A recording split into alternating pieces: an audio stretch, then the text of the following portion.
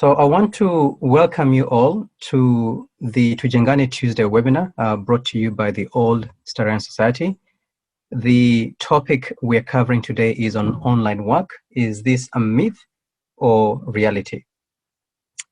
We have got two speakers today, Thomas Mbaru, who is a financial writer and business consultant, as well as Njeri Nyawira, a HR and business development consultant, as well as a writer, a researcher, and editor.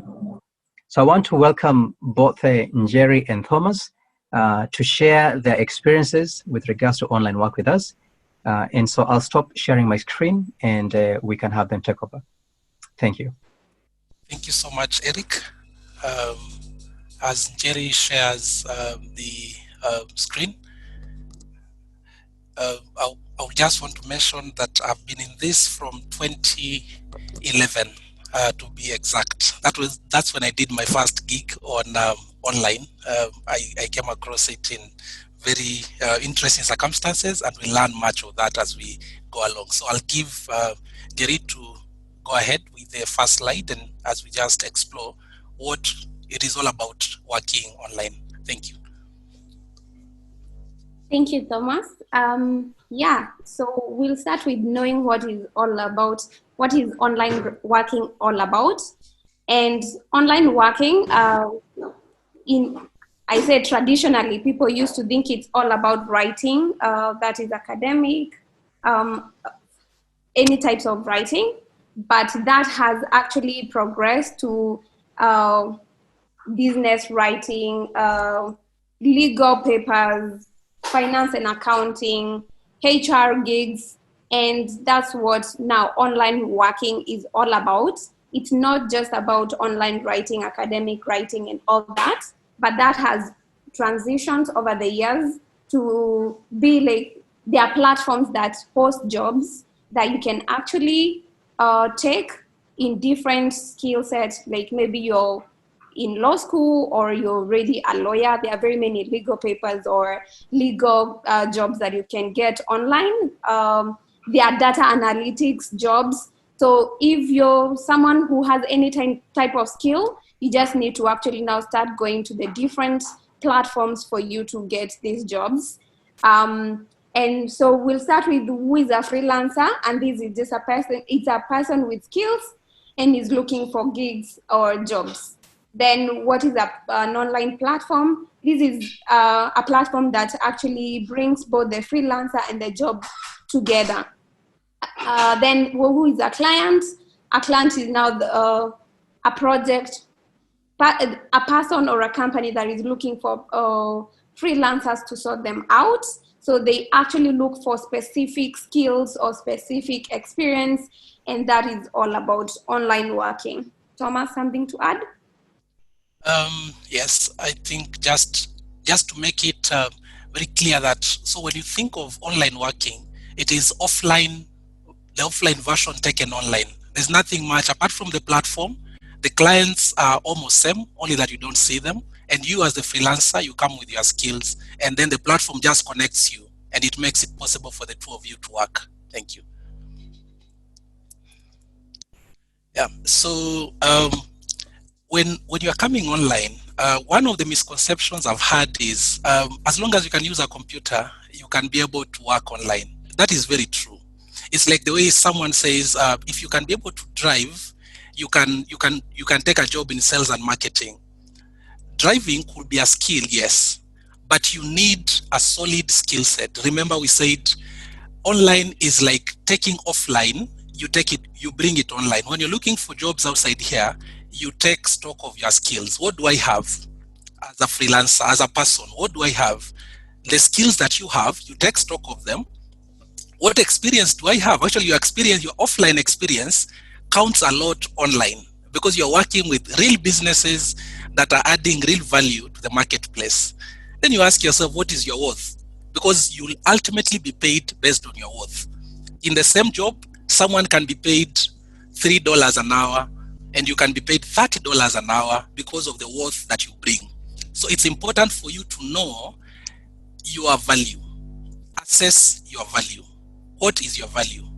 And so it's not just something that we just bring on and say, I'm going to work online. I've had people working online. It is true, you've had, but working online entails almost the same sort of the same parameters as working offline, only that you are using the online platform to access even a bigger pool of clients. So you need the skill, you need the experience, you need your worth. For the experience, you don't need, of course, you can come with your offline experience, which is great, but even if you don't, you can still start here and build your experience and go ahead. So that is basically the stuff about assessing your value. As Jim Rohn says here, that you get paid for bringing value to the marketplace. So you ask yourself, what value am I bringing in the marketplace for me to be paid? Yes. So that is what I can say on this. We'll have a lot, of course, with your questions coming at the end. We'll be able to discuss more of this. So we'll just run you through the basic pillars, and then we'll discuss much later. Yes, Jerry, you can go to the next slide and take over. Thank you, Thomas. Then the next part, we are going to look at online working approaches. And there are 3 ways you can actually do your online work. The first one is you can take it as your permanent job. So I know so very many people who do online working as their core jobs. I have had colleagues of mine who've actually resigned to focus on actually online working in the various platforms that we'll be mentioning in just a while, in just a few moments. And yeah, so you can actually take it as a permanent job.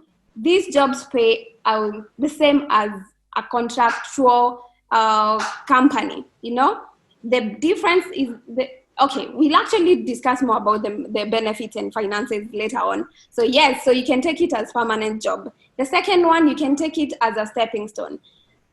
For example, for myself, I started online working, writing, and all that when I was still in campus. So if you're in between maybe jobs, you're maybe looking for the right career for you, you want to build a certain skill set as well, you can use online working as a stepping stone for that, for your career path, for what you want to do. For me, it was that way. I started in second year when I was in campus, and that's how I grew in HR and in online working, and I actually got my first job way later after doing a lot of online working. Then the other one, you can use it as a side hustle. Now, for example, myself, now I have a full-time job, but I do a lot of online work as a side hustle. And yeah, because it has more benefits that we'll be looking into in just a while. Thomas, anything to add? Yes, I think just to, especially the middle one and the last one, when you say it's a stepping stone, I know people do move jobs a lot.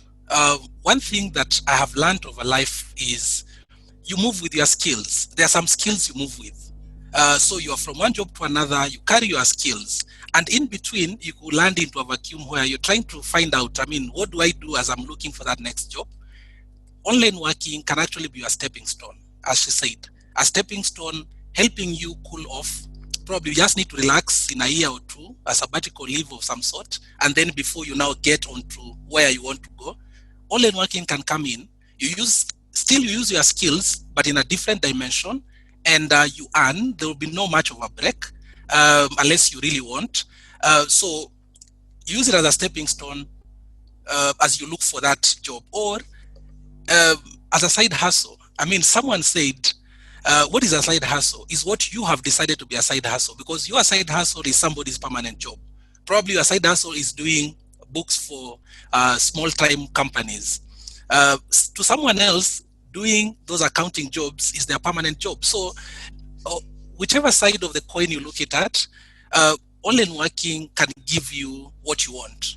Permanence as a stepping stone, or a side hustle to boost your income. And I think to link onto that, we'll now go to the next slide where I'll speak a little more on the benefits of working online.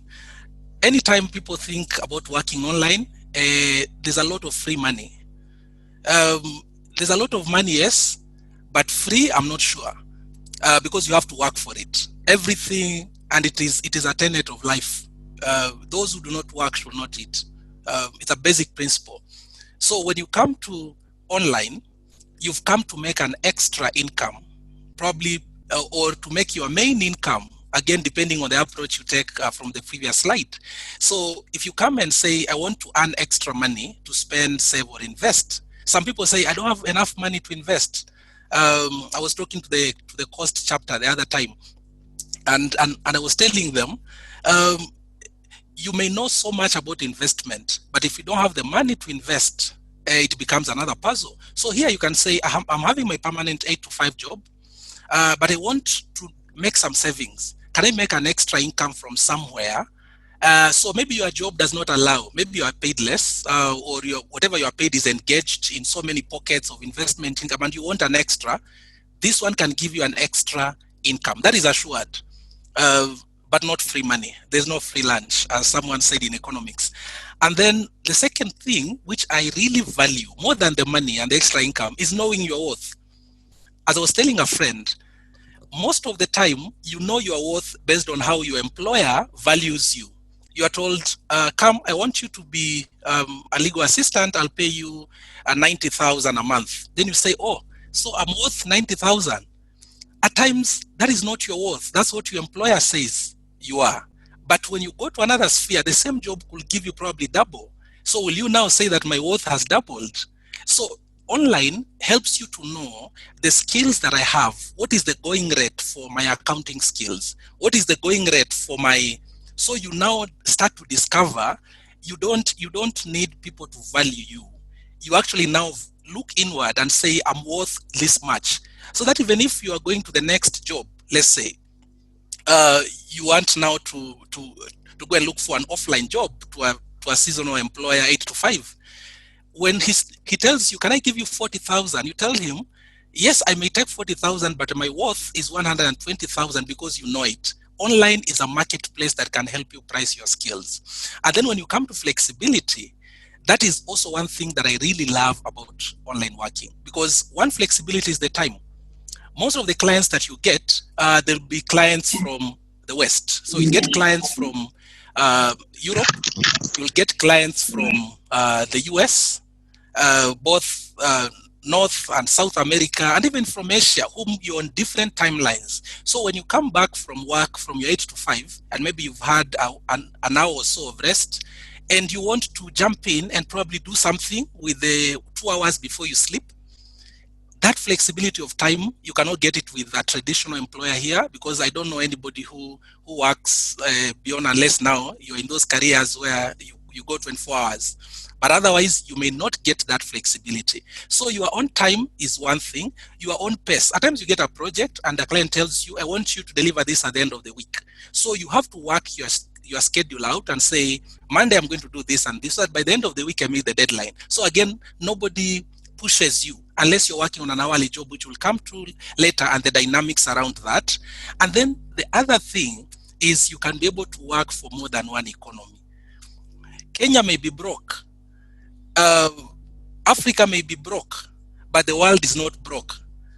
One of my lecturers told me, even if people steal money, they don't drop them into space. All the money is in this world. It could be in New Jersey, it could be in Antarctica somewhere. So the world cannot be broke. It is a country that is broke. It's probably an area that not have enough opportunity. So when you log in online, your skills get a better platform to connect with clients that you may not have connected physically because of the distance and all that. So you can be able to work in more than one economy. Don't say Kenya, there are no jobs. I may not have an accounting job in Kenya, but I can get one in Brazil. Accounting concepts are the same. Probably just a few nuances around their system of working. But now with standardization, you can work in Eskimo land. So that ability of working more than one economy is actually the greatest benefit of online working. Yes. Angelia, unless you have something to add on that, over to you. For me, I actually agree with you. With online work, you're able to actually even know what other people are offering out there. So you're able to benchmark the offers you have in Kenya, as he said, and the offers you can get from out there. So you are not always limited to these companies pay at this range. So when you have online work, when you're given the same work with the same magnitude and they pay you a certain amount, so you are able to actually benchmark different industries within your skill set. At the same time, you can work from anywhere. You can start your work in Nairobi, work through your trip or your road trip to wherever and end it to somewhere in, I don't know where, Mombasa, let's say. So it's not limiting whatsoever when it comes to online working, as opposed to the traditional methods of working where you have to log in, you have to be in traffic for 2 hours to get your work. So that's a very huge benefit. Thank you, Thomas. And then the next one is, where do I get this job? So where do I start? So there are we highlighted 3 major online platforms. And the very first one is Upwork. For everyone who is very much interested in online working, they must have heard about Upwork. And if you've not, just go and search for it. And Upwork is a global freelance platform where businesses or individuals connect to conduct businesses. So once you just log in on Upwork, it gives you all the guidelines to actually log in step by step. We'll go to how you can set your profile in a minute, but they actually give you all those steps and guidelines. So you won't be lost and wonder, what do I do with this platform? It's very easy from logging in to now starting your jobs. And if you knew Upwork before, it was an e-learn company which merged with Odesk. And when they merged is when they became Upwork. So for someone who has been in online working for a while, they might have been in either of them. Then there is also iWriter.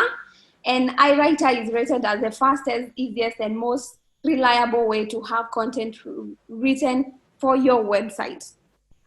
So mostly if you're in writing kind of skill set, let's say, you would opt for an iWriter. So sorry, something I forgot to highlight is that Upwork is not just about a certain skill set. It just doesn't look for one specific skill set. Let's say online writing or maybe accounting and finance. It has all sorts of jobs, and that is the same as Fiverr. So if you have any kind of skill set, let's say maybe you are a HR like me, there's a lot of recruiting gigs in there. If you're an IT, maybe administrator, there's a lot of the same. If you're maybe a web designer, a data entry, maybe you have no skill at all, but you can do data entry, or you've already done that in your previous jobs, then you'll get all that there. But if you're mostly in writing, you might consider doing, iWriter, which is among the best in writing gigs and stuff like that. Then Fiverr, which is its mission is to change how the world works together. So when Fiverr was found, it was majorly to actually, get a global employer, get someone who employs different people, but it's not the same company. It's different companies going to that platform to employ different skills around the world. And that's how they wanted to, make the world just a global village in terms of working. And Thomas, do you have something to add? Yes, just to point out, Fiverr, actually I designed my company. I had someone from India design my Account Tax Plus business logo on Fiverr. So, I mean, the way people look at online stuff, they think online is just you plugging in and working. On Upwork, do you know you can run a business in Kenya and all your employees are on Upwork? You can have your website designed on Upwork. You can have your app designed on Upwork. It's much cheaper because there's a lot of, and then you get the best skills on app development. If it's web designing, you can get the best skills there. If you want someone to do a business model, or you even want a pitch, you've been invited for to go and pitch to a client, and you have no idea where to begin designing your pitch. You can actually go to Upwork and you can become an employer. It's not just you logging in and working. You can actually go in as a freelancer looking for work. You can go in as an employer looking to hire people on Upwork. you can go in as an agency, just organizing people work, and then you get commission or agency fee. So there are many ways of plugging into these platforms. It can help you if you're an entrepreneur here and you don't want to hire people who come and stay in your office, or you don't even have an office, but you want a workforce. Upwork is there. It can give you the best people to work with. So look at it from both sides, not just you working, but they can help you power your dreams as well. Yes.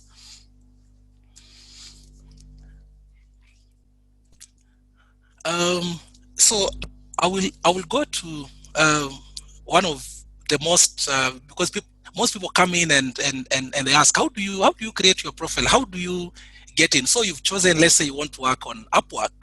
One of the things that you do, and I will concentrate on Upwork because I do much of my work there, as opposed I was in a writer, I was in Fiverr, I earned in all of them, but here is where I've based most of my things. So when you log in, the first thing is for you to create your profile. I mean, people have to know who you are, whether you are a client, whether you're a freelancer, whether you're an agent.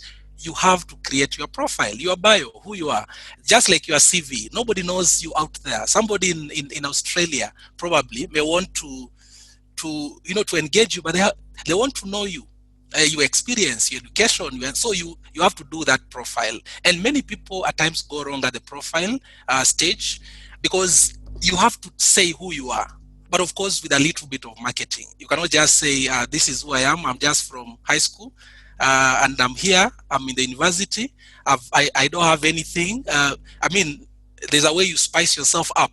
There are things that you can do. Someone says, if someone asks you whether you can do something, say yes, and then go figure out how to do it. In that way, it will be much easier for you to win some of these gigs. So put up a great bio that describes who you are. List your skill sets.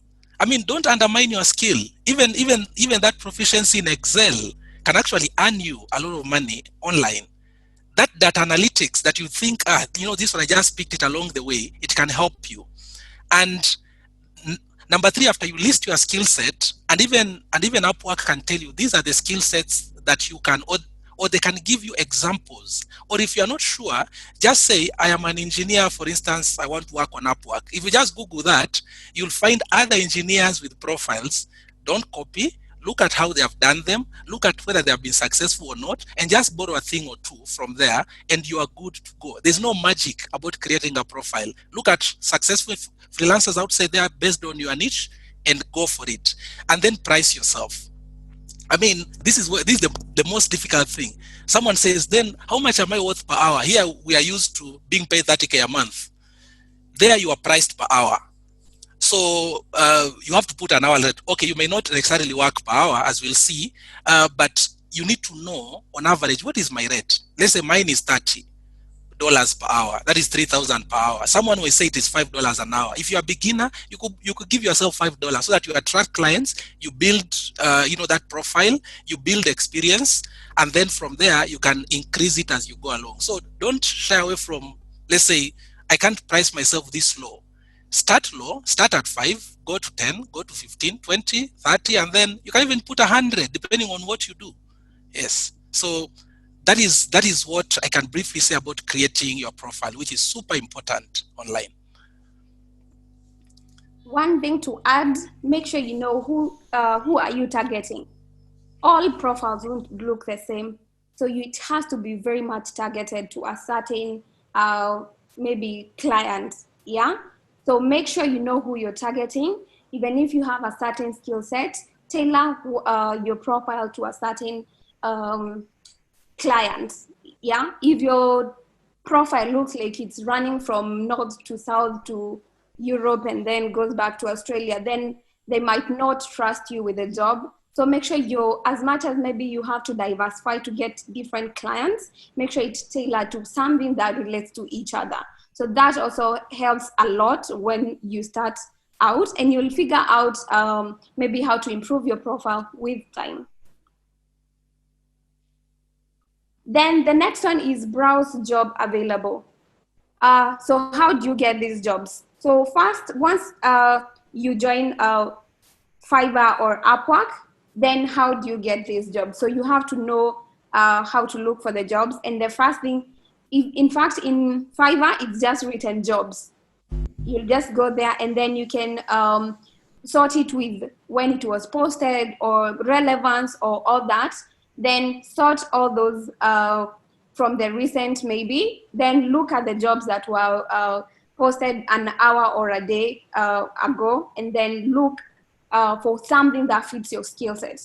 So with that, you're able to actually get or even see what you can actually do. Don't bite too much than you can chew. Make sure you know the job that you're applying for also you can be able to handle, because that also affects your rating, which will get to in a short while. And you need to be rated. You need to be rated over 80% to 100 success. With that, you're able to attract more people.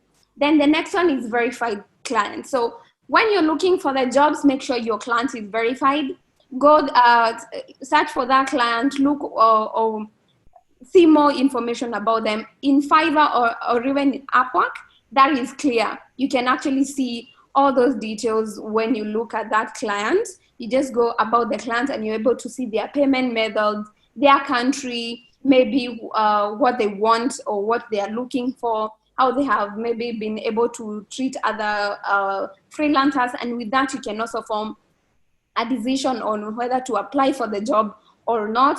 If it's that client who pays immediately, maybe you need the money, or if maybe it's a client who pays different kind of models, so you're able to know. There are some clients who won't pay you if you don't have a certain account, maybe a PayPal, stuff like that. So check such information before you apply for a job to just align where you're at.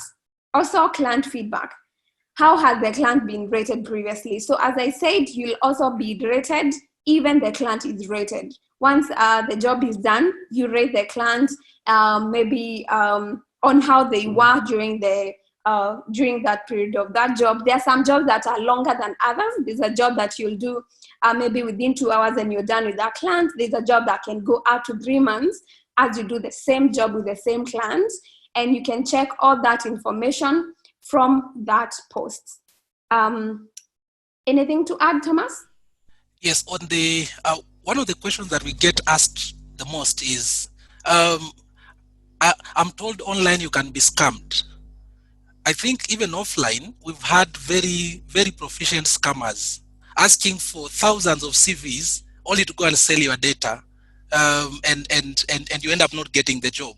So being scammed online is the same way you can be scammed offline. But there are some safeguards that you can look at that, and I think here it gives us like just two verified clients. If the client is verified, verified means they have added their payment method. It could be a credit card, it could be whatever, it could be a bank payment method. They have added to Upwork, so they are ready to pay. So verification is super important. If you work with unverified clients, many of them they take, they give you a job, you do it, and then because they're not verified, they do not really care. Probably they've just come to get something done and they disappear. But when you get someone who's verified, this is someone who's serious, this is someone who is building their businesses out of these platforms. So you can as well partner with them and go ahead. So, and the other thing is the feedback. On the feedback, mostly, you don't want to work with employers who have very some of them are not straightforward. By straightforward, I mean they could be taking freelancers over and over and over something small. So at times when you look at how previous freelancers have rated the client, you can get a feel of probably this client is not good for me, because they may be asking for countless revisions for some, or they may have a bias towards working probably with people from Africa. And so when you read their feedback, you can be able to tell, this one I can be able to work with, and this other one I cannot be able to work. And I think here is where online beats offline 10-0, because on online you can read a client feedback, but how many times do you apply for jobs and you don't know how that employer treats you? Offline here, maybe you've had a company, it's a new company, it does not have, you don't know somebody who works there, so you don't know how they are rated. But now here you can be able to go through, just like the way the client can go through your profile and see what have other clients working with you, what have they been saying. Probably they have been saying things, and if it's consistent, then it means probably it's an attribute that you have, and they may avoid working with you. So that is super, super important. Yeah, something I actually forgot to mention is also check how many jobs this client has given online, and you can also make your decision from that point of view. If you're starting out, don't go for those clients who have already done 1,000 and they have hired more than 1,000 freelancers, because they might be looking for something, more skilled freelancers. You can check those clients that are also starting out, and you grow together with them. But if already you have a lot of skills, you've done a lot of these jobs, then you can also aim higher and go for clients with more clients, more freelancers. Sure. Yes. Now, on the types of jobs, I think this is probably a little strange, but not really strange, because it maps what happens offline here. So on the offline, you may be working. If you're a contractor, you work on you're given a project. Tarmac this road, fix these street lights, or deliver this product, and it's a fixed project. So you either paid at the end of the project, or you can set milestones. You can say, after I deliver the first batch, please pay me, and then the middle batch, depending on what performance is. So you define performance and you do it in milestones. So you can get a project. Let's say someone wants you to do a cash flow statement, a statement of financial position, and something else. And so when you do that, you say, when I deliver the cash flow, you'll pay me 25%. When I deliver the balance sheet, and when I deliver the income statement, this is how. So you can have a fixed project with an agreed rate per project. And then still under the fixed, you can decide to set milestones, and you agree with the client beforehand that these are the milestones. So once you are done, so what they normally do is, let's say like Upwork, what they do is the client deposits money in something called an escrow. So the money is neither with you as the freelancer nor with the client. It's in a escrow. So once the performance has happened as defined, then Upwork releases, or the client releases from the escrow to you. So in that way, you are assured. And I think that is one of the safeguards. Most of the time, let the client deposit money, they show interest, they show commitment, and then as you work, they can then be releasing the milestones and putting new ones as you go along. Or you can have an hourly job. That is, you are billing per hour. So Upwork has a tracker.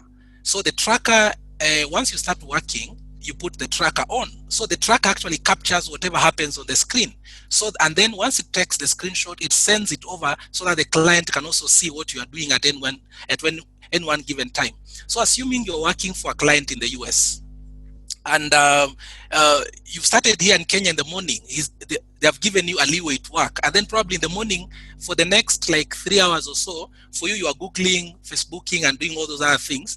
That tracker will be capturing, and you cannot time it because it comes at random times. So it captures, and then when it takes those screenshots with the client, then the client can see you are billing me, because for every minute, for every second, it bills. And so you'll be billing the client for Facebooking, which is not fair. And here it is about integrity and truthfulness. So you bill for what you do. So the hourly, you get paid per hour, but at the same time, you should be doing what the client has said, or else the screenshots will actually be saying what is happening on your screen. Yeah. So those are the types of job, fixed or hourly, depending on how the client prefers. Some people, because you want flexibility, hourly means you have to be there and do that job.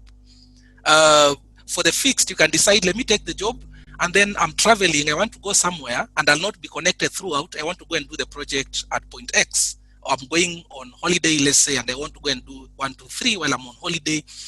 So you can decide to structure the project. Some clients have preference for specific types of jobs. Some other clients will tell you, I want you to be working when I am working.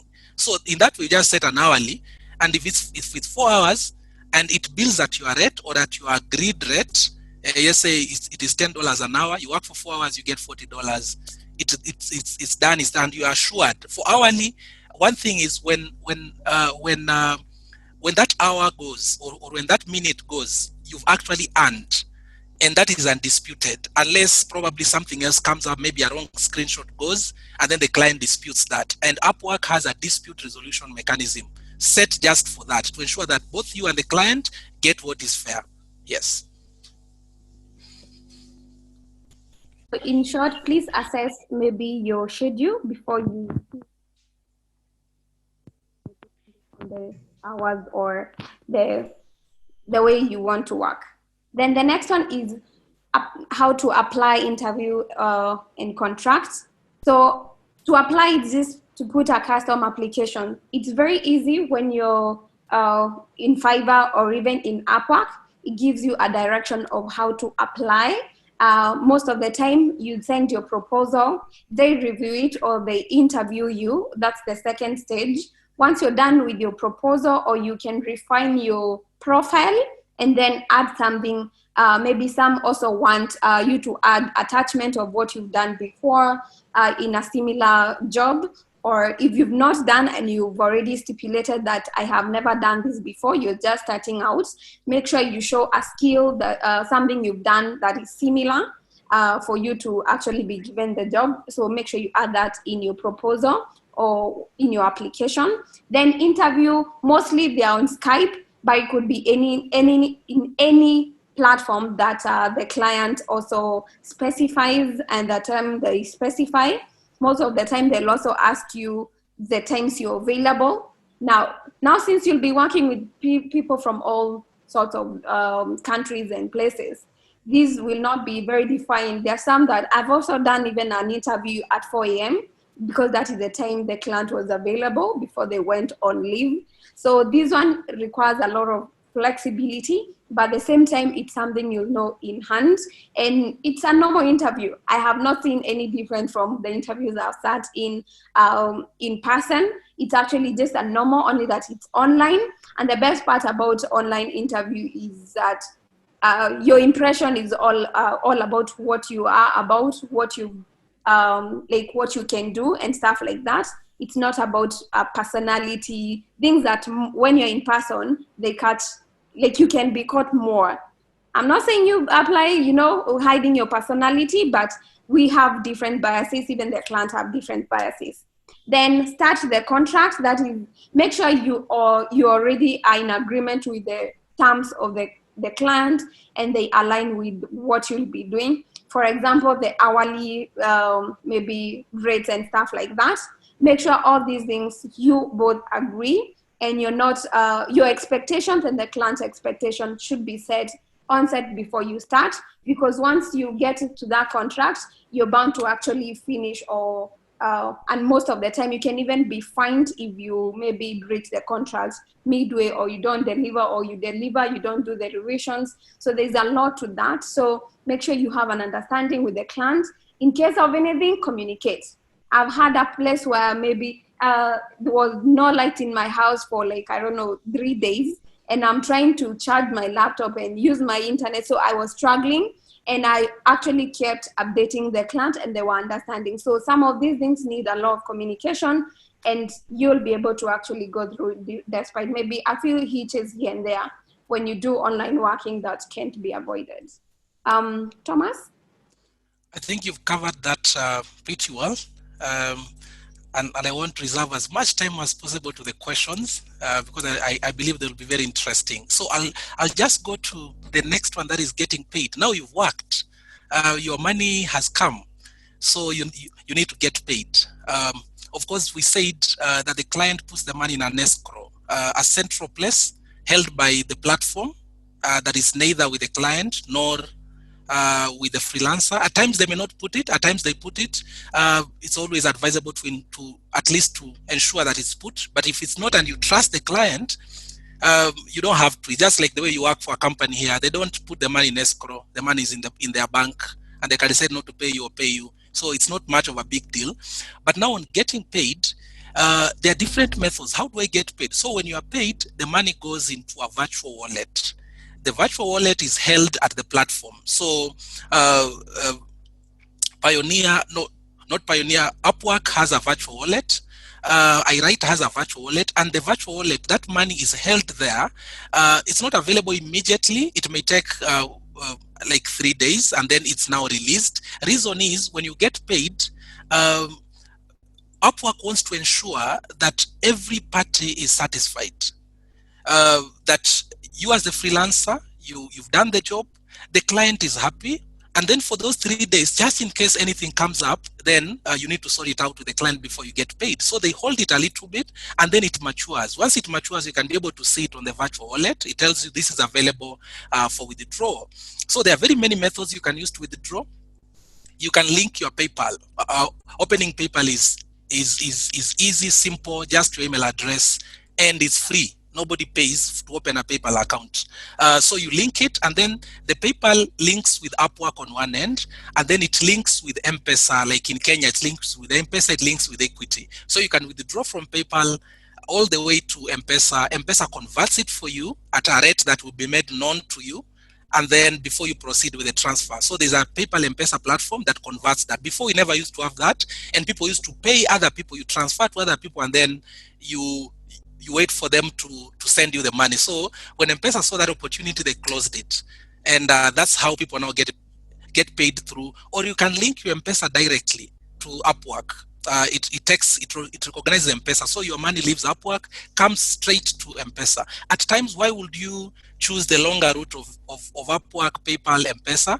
It's because at times of the rates. So you look at what rates am I getting for my dollar? Am I getting a higher rate on PayPal or an M-Pesa? And then you can be able to make a decision. Or you can have a Pioneer. Applying for Pioneer is free. You can open a Pioneer account. They send you a card. So with that Pioneer, it gives you, actually it's very interesting with Pioneer, and I think it will be touched on, so I don't want to say much, but Pioneer gives you the ability to withdraw money from Upwork or from the platform. It comes into your Pioneer account. It could come into your USD, because there are different wallets within Pioneer. So it comes to your USD, and then from the USD, it links to your local bank account. So the money comes straight to your bank account. Or at the Pioneer level, since you have a card, you can go withdraw if you're in so much urgency, because money comes almost instant, unless probably there are some complications. And then we have, or you can link your bank account. Let's say StanChart. My first bank was StanChart. I was linking StanChart. Then it comes from Upwork to StanChart. Although you get a poor rate, you're at the mercy of the bank. It may come after 3-4 days. And then, I mean, you may not be happy using a bank. Why not Pioneer, PayPal, and M-Pesa? Yes, so I think I've also touched on this one, where money comes into the virtual wallet and then it takes a few days to mature. On the withdrawal, you always check the rates and fees to ensure what is coming into your account, so that you can decide whether to withdraw or hold on a little bit. This is the place, by the way, if when the Kenyan currency is weakening, you are clapping. This is the only place you can afford such pleasures, because you know the shilling is weakening. You get more when you exchange your dollars online. Yeah. Yes, insurance can also be like a savings account for all the jobs. Maybe if it's a side hustle that you're doing, they go to that PayPal account. You know, they're just there, and they are in dollar rates. So when it matures or when it goes to a higher rate, then you can choose to withdraw. You don't have to withdraw immediately. Then, the Pioneer account. I think, Thomas, you have more information on this one. I'll let you to give a lead on it. No worries. So Pioneer, as I said, it's one of the ways. Actually, Pioneer is not linked to anything online working, but Pioneer supports online working places. It supports Amazon and other marketplaces. It supports eBay. It supports other many. In fact, if you just go to Pioneer site, you'll see the kind of clients they work with, and one of them is Fiverr. They also support Fiverr. What you say there. So what Pioneer does is, it is a payment, it is an intermediary, some sort of a financial intermediary. You open an account there, they give you a card. The card has, I think, about 5 wallets. One of the most interesting things, apart from withdrawing from Upwork and of course getting your money, as I explained, Pioneer gives you several wallets. Here I've said Euro, USD, GBP, Japanese yen, Australian dollar, and Canadian dollar. So what it does, those are wallets. So if you work, let's say, assuming you're not working on Upwork, you've gotten a private client and they are in the UK, and you've worked for them, and at the end you want them to pay you, but you don't want them to wire through PayPal. What Pioneer gives you a local account there. Let's say for me, they give me an account with Barclays UK. So I don't interact with that account in terms of depositing money there, but if the client pays, they pay as if they're paying a local in the UK, then that money comes to me through Pioneer. So that is what is called the global payment service. You can even use it for your other You may not even be working online. You could be building a website offline here for a client who is, or you could be recruited in Kenya, but the client is in Australia. So you tell them, instead of you wiring money to my Kenyan account, please, I have an Australian bank account here. Deposit that money, it comes instantly at no cost to the client, and then it's available to you through the card. You can transfer to your account, or you can spend and buy stuff online however you wish. So with the Pioneer MasterCard, the ones which are displayed here, they are normal ATM cards. You can withdraw, you can pay online, you can even buy stuff here locally. It's a MasterCard, so it is used where any MasterCard is accepted. Yes.